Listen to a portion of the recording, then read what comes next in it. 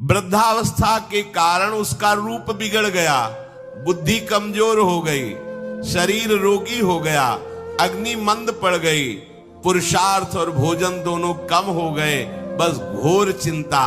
अब पता ही नहीं चल रहा, सोच निकल गई, पड़ा है उसी गंदगी में। जब वो रो रो के कहता है ऐसा, पीटते हैं घर वाले, हमने देखा, पीटते हैं पड़े पड़े, भरपूर भोजन नहीं देते, हगेगा कौन, फेंकेगा इसका, कैसी दुर्गति होगी। इसमें जो शब्द लिखा है, आस्तेव मत्योपन्यस्तम गृहपाल इवाहरन, गृहपाल कहते कुत्ते को, कुत्ते की भांति वो सबके अपमान सहता रहता है और रूखे सूखे टुकड़े खाकर जीवन निर्वाह करता है, फिर भी उसे भगवान की याद नहीं आती। मृत्यु का समय जब निकट आता है तो वायु उत्क्रमण से इसकी पुतलियां चढ़ जाती हैं, श्वास प्रश्वास की नलिकाओं में वायु आना जाना रुक जाता है, कफ भर जाता है। अब इसे श्वास लेने में भयानक कष्ट होता है, कंठ में घुरघुराहट, पर उसका मोह उन्हीं अपने बच्चे, परिवार, घर, शब्द, ये सब छूट जाएगा। बड़ी दुर्गति है। अंतिम समय क्या सोच रहा है, ये पत्नी छूट जाएगी, बेटे छूट जाए, और बेटों ने क्या उनके साथ व्यवहार किया, ये मोह है, ये मेरा कमाया हुआ मकान कैसे छोड़ सकता हूं, तो छिपकली बन के आना, इसी मकान में रहेंगे। पक्का आपका अंतिम फाइनल आपका चिंतन होता है, आपका चिंतन वही बनेगा जो जीवन भर आपने किया, उसके परिणाम में बंधु बांधव आकर घेर लेते और मनाने लगते हैं कि अब जल्दी मर जाए, भगवान उठा लें इसे। मृत्यु पाश के वशीभूत महान कष्ट को भोगता हुआ अपने परिवार का चिंतन करता है। वो मूड ये भी नहीं सोच पा रहा कि अगर अंतिम समय कृष्ण बोल दूं, राधा बोल दूं तो काम बन जाए। कुटुंब का भरण पोषण और मोह में लगा हुआ यमराज के दूत आते हैं, मार मार के उसके प्राणों को खींचते हैं। वो तो मार वही जानता है जिस पे पड़ती है, और सोचता कौन है, विवेक है नहीं, इसलिए सोच काम नहीं करती। भयंकर रोष युक्त नेत्र वाले, जिनके देखने से पेशाब छूट जाए, तभी तो आप देखो मरने वाले का शौच और लघुशंका सब छूट जाती है, देखने मात्र से, इतने वो भयानक है। वो देखकर भय के कारण मलमूत्र त्याग कर देता है। सा दृष्ट्वा त्रस्त हृदय स्रकन मूत्रम विमुंचति, इतना भयावह स्वरूप होता है उनकी घुड़क, और उनकी मार की टट्टी पेशाब सब छोड़ देता है। यमदूत उसे भयंकर यातना देती हुई प्राण खींचते हैं। अब ये तो वही जानता है जिसके खींचते हैं। बाहर वाले सब घेरे बैठे हैं, कोई एक बार भी नाम नहीं बोला। अगर एक बार बोल देता राधा तो भाग जाते यमदूत और वो बच जाता। पर ये सौभाग्य तो जिसने जीवन में धर्म किया है, कहीं ना कहीं भगवद आश्रय लिया, उसको ये मिलता है। जैसे कोई घोर अपराधी को सिपाही बांधकर ले जाते हैं, उसी प्रकार रस्सी में बांधकर बलात् उसको यमलोक की लंबी यात्रा कराती है। रास्ते में पिटाई, घुड़कियां, उसे प्यास लगती, पानी नहीं दिया जाता, तपती हुई भूमि पर चलाया जाता है। कुत्ते नोचते हैं, व्याकुल होता है, भूख प्यास उसे बेचैन कर दी। पर यहां किसी की भूख नहीं मिटाई तो तुम्हें रास्ते में भोजन नहीं मिलेगा। यहां कभी किसी को पानी नहीं पिलाया तो एक बूंद पानी नहीं मिलेगा तुम्हें। ये कर्म भूमि है। दावानल जैसी दहकती हुई भूमि पर उसे चलाया जाता है। तप्त बालुका में मार्ग में जब एक पग भी आगे बढ़ने की सामर्थ्य नहीं होती, मूर्छा जाती है, मार मार के उसे चेतना में लाते हैं यमदूत, फिर घसीटते हैं। महान दुख में अंधेरे मार्ग से अत्यंत क्रूर यमदूत उसे यमपुरी को ले जाते हैं। कितना मार्ग? 99,000 योजन मृत्यु लोक से। ये ऐसे नहीं कि कोई गप लिखी हुई है, नहीं नहीं। जैसे तिहाड़ जेल है, अब जानते नहीं तो क्या जानोगे, कहां तिहाड़ जेल, जाओ देखो जाके। आजीवन कारावास, कैसे बड़े कठोर कठोर, जैसा अपराधी वैसा दंड विधान। तो यहां थोड़ी दया है, क्योंकि हृदय है, वहां हृदय नहीं है, वहां हृदयहीन शासक तुम्हारे पीछे लगाए जाएंगे। हृदय ही नहीं है, बस एक एक कर्म का हिसाब।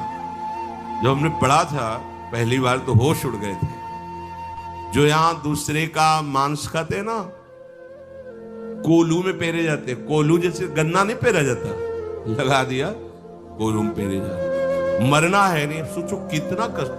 फिर इसके बाद समसी से मांस नोच कर उसे खवाया जाता। होश में हो जाओ। 99,000 योजन का मृत्यु लोक से यमलोक का मार्ग है, लिखा हो 99,000 योजनानाम सहस्राणी नवतिम नवचाध्वनः त्रिभिर्मुहूर्तैर्द्वाभ्याम वा नीतः प्राप्नोति यातनः। एक योजन का मतलब 4 कोश, 99,000 योजन। इतने लंबे मार्ग को 2 या 3 मुहूर्त में तय करना, दौड़ा के 2 या 3 मुहूर्त, बहुत कम समय। फिर वहां पहले से तय, इसको इस नरक में डालो, इसको इस नरक में। वहां इतना समय, थोड़ी भीड़ लगी है। जैसे अपने एक फोड़ा हुआ तो अपने इतने कष्ट समझते, अस्पताल जाओ देखो चीख लगी, किसी का पैर टूटा, किसी कुछ, ऐसे ही वहां सब हिसाब हो रहा है। उसको धधकती हुई लकड़ियों में जलाया जाता है, कहीं दूसरों के द्वारा काट काट कर उसको उसका ही मांस खिलाया जाता है।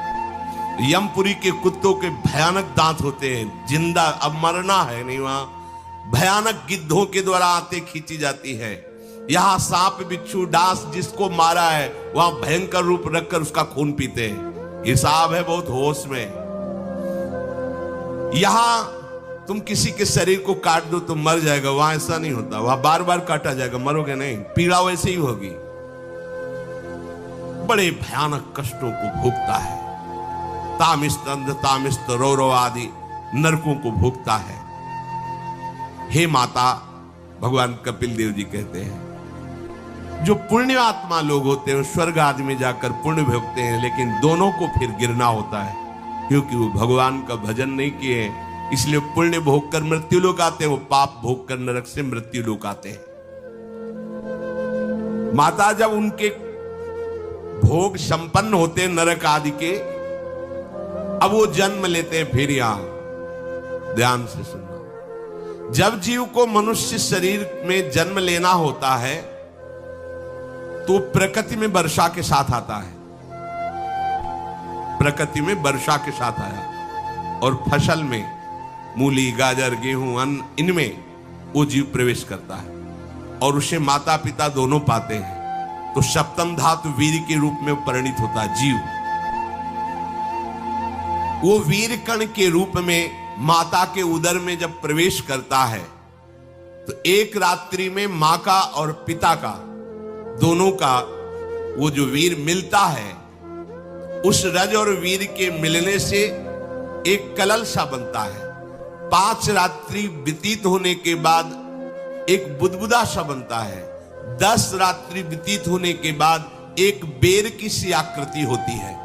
फिर उसके बाद उसमें धीरे धीरे मांसपेशियां बढ़ने लगती हैं। 1 महीने में उसके सिर निकल आता है, 2 महीने में हाथ पांव अंगों का विभाग होता है, 3रे महीने में नख रोम अस्थि चर्म स्त्री पुरुष के चिन्ह प्रकट हो जाते हैं, 4 महीने में मांसादि 7 धातुएं प्रकट हो जाती है, 5वें महीने में चेतना जागृत हो जाती है। जैसे अपने चेतना, ऐसे 5वें महीने में गर्भस्थ शिशु की चेतना जागृत हो गई। जीव है पर चेतना 5 महीने बाद मां के गर्भ में जागृत। अब उसे भूख लगती है, प्यास लगती है, वहां की तापमयी जलन पीड़ा, छोटे छोटे कीड़ों के द्वारा काटना, 6ठे मास में झिल्ली से लपटा हुआ मां की दाहिनी कोख में कीड़े की तरह तड़पता है। उस समय माता को कड़वे और खट्टे पानी की लालसा होती है, जिससे उसके अंगों में जाकर भयंकर जलन होती है। यह है भोग। वो कृमि कीड़े की तरह तड़पता है, मलमूत्र के गड्ढे में बीच में झिल्ली में बंधा हुआ वो जीवात्मा सुकुमार तो होता है, वहां के कीड़े उसे नोचते छोटे छोटे, वो तड़पता है। माता प्रसन्न होती कि जब बच्चा हिलता है, बोले है उसकी दुर्गति हो रही, वहां भयंकर कष्ट पा रहा है। ऐसा क्लेश होता है कि क्षण क्षण में बेहोश होता रहता है। माता के खाए हुए कड़वे, तीखे, गरम, नमकीन, रूखे, खट्टे, यही पदार्थ पाने की इच्छा होती है माता, क्योंकि उसको भोग भोगना है। उसके कोमल शरीर में भयानक पीड़ा होती है जब माता ऐसे पदार्थ खाती है। गर्भाशय की झिल्ली में लिपटा हुआ, आंतों और मलमूत्र से घिरा हुआ सिर, पेट की और पीठ और गर्दन एक कुंडलाकार, ऐसे कंकड़ जैसा, ऐसी आकृति गर्भस्थ शिशु की होती है। पिंजड़े में बंद पक्षी के समान पराधीन, ना तो वो हिलडुल सकता है ना बोल सकता है, बड़ा असमर्थ दुख को भोग रहा है, चेतना पूरी है। इसी समय भगवान द्रवित होकर उसे ज्ञान देते हैं, गर्भस्थ शिशु को, सबको। जी उसे ज्ञान होता है तो सैकड़ों जन्म के कुकर्मों से याद आते हैं, सैकड़ों जन्म के। ओहो, ये मेरे कर्म का ही फल, मैंने ऐसे कर्म किए इसलिए दुख भोग रहा हूं। बेचैन हो जाता है, कैसे निपट पाऊंगा, सैकड़ों जन्म के कर्म जमा है। अब महान अशांति उसके हृदय में, उस शरीर में भयंकर पीड़ा। कुंडलाकार शरीर है, हिल भी नहीं सकता है, बस कीड़े काटते, बड़ी तड़पन, बड़ी जलन, भूख प्यास की जलन। अब एक और भयानक जलन हुई, उसे स्मरण हो जाता है कई जन्मों के, सैकड़ों जन्मों के पाप कर्मों का। 7वां महीना आरंभ हुआ कि ज्ञान का उन्मेष हो गया। अब प्रसूति वायु उसे चला रही है, तड़पता है वो। सप्त धातु में स्थूल शरीर से बंधा हुआ वो जीव भयभीत होकर के पुकारता है, अगर कोई भगवान है तो एक बार मुझे यहां से निकाल दे। वो विनय करता है भगवान से,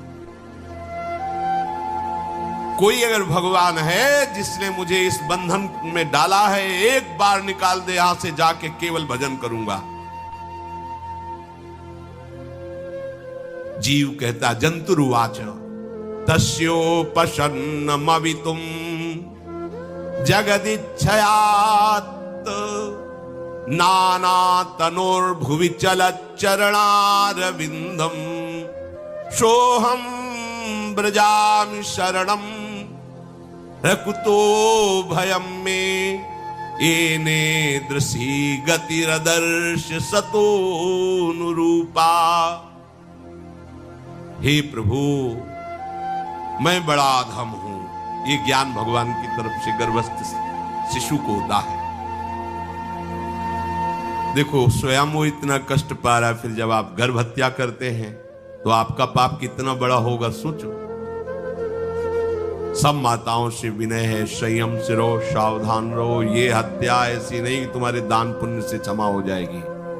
ये जो भ्रूण हत्या है, गर्भ हत्या है, बहुत बड़ा पाप है। आप लोग अज्ञान के कारण इसको ध्यान नहीं देते, इसे खिलवाड़ समझते हो। कितना ज्ञान है। बेटी ही मां है, बेटी ही बहन है, बेटी ही पत्नी बनती है, बेटी ही किसी के जीवन को धारण करने वाली बनती है। और आपने गर्भ में देख लिया बेटी है, तुम स्वयं मां होकर उसका साथ दे रहे हो, उसका नष्ट करने के लिए। हमारी तो बात ही समझ में नहीं आती, क्या बुद्धि भ्रष्ट हो गई। अगर पुरुष का इतना महत्व है तो बेटियां ना हो तो तुम्हारी कौन सी गति होगी, सोचो जरा। जीना मुश्किल हो जाएगा तुम्हारा। तुम पुरुष किस काम के रह जाओगे। तुम्हारा अर्धांग काट दिया जाए तो तुम कैसे होगे। ये स्त्री स्वरूप अर्धांग है। जिस घर में मां बहन नहीं है, स्त्री स्वरूप नहीं, श्मशान जैसा वो होता है।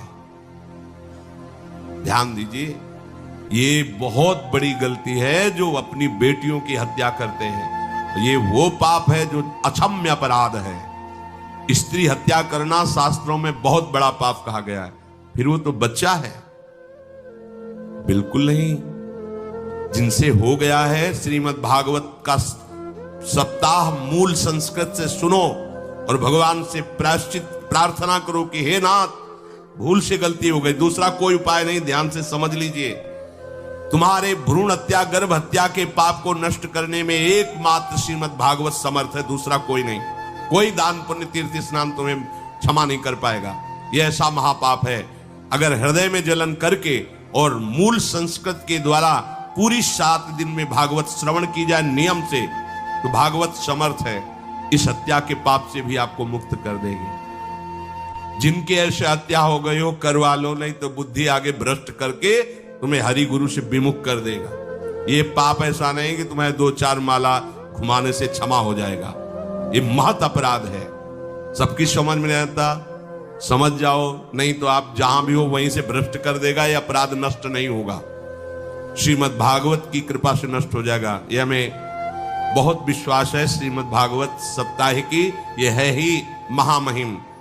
प्रीत योनि को प्राप्त धुंधकारी को सीधे भगवत पार्षद स्वरूप देकर परम पद में आरूढ़ कर दिया। केवल 7 दिन की मूल संस्कृत एक भी श्लोक नहीं छूटना चाहिए। अगर साप्ताहिकी का पारायण हो तो इस भ्रूण हत्या, गर्भ हत्या से भी निवृत्ति मिल जाए। अब वो जीव भगवान को पुकारता है, मैं बड़ा नीच अधम हूं। आहा, भगवान आपने जो मुझे गति दिखाई है तो मेरे कर्म के अनुसार ही है, आपका इसमें कोई दोष नहीं। हम लोग जब कष्ट भोगते तो भगवान से कहते हैं हमने तुम्हारा क्या बिगाड़ा। भगवान ने नहीं बिगाड़ा, तू खुद देख क्या बिगाड़ लिया अपना। करो पापाचरण। अब देखो, हमने तो जीवन में कोई पाप नहीं किया और कितने गर्भ हत्या की है, कितनी खिलवाड़ समझे हो। ये बिल्कुल भयावह चीज है, आप लोगों को नहीं। हम बार बार इसीलिए कह रहे कि भयावह वस्तु है, तुम्हें बहुत ऊंचाई से घसीट के भ्रष्ट कर देगी। बहुत होश में हो, भूल के कभी ऐसा न करना जहां तक हमारी आवाज पहुंचे, जहां तक सुनाई दे। गर्भ हत्या मत करना, संयम से रहो। इस तरह का व्यवहार मत करो कि तुम्हारा मनुष्य जन्म ही व्यर्थ चला जाए। इसमें तीनों को बराबर दंड मिलेगा, गर्भ हत्या कराने वाला, गर्भ हत्या की प्रेरणा देने वाला और गर्भ हत्या में सहयोग देने वाला।